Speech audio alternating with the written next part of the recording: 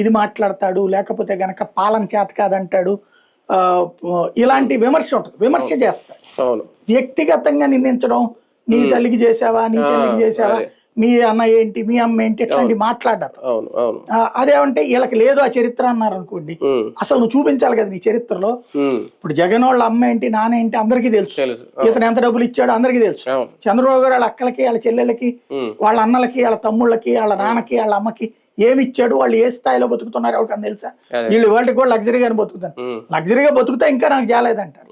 ఇట్లాంటి లెక్కలు మాట్లాడలేదు కదా అతను.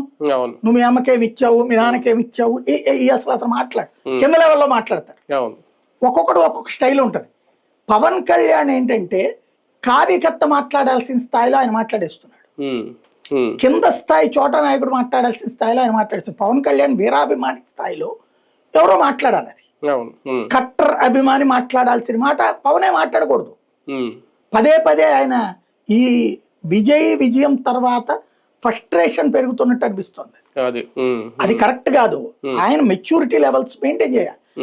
ఆయన 2014-19 మధ్యలో మెచ్యూరిటీ లెవెల్స్ మెయింటైన్ చేయాలి. అంటే మనసులో ఉందా ఈయనకి నిజంగా? అంటే విజయం చూసి అసూయ పడుతున్నారు, ఎరసపడుతున్నారు అంటే ఈయనకి మనసులో ఉందా? నేను కూడా ఆయనకి ముఖ్యమంత్రి కావాలనినే పార్టీ పెట్టాడండి. కాకపోతే అన్న యొక్క పాఠం చూసుకుని, అదేదో సినిమాల్లో ఉంటది కదా, అవునంటే కాదని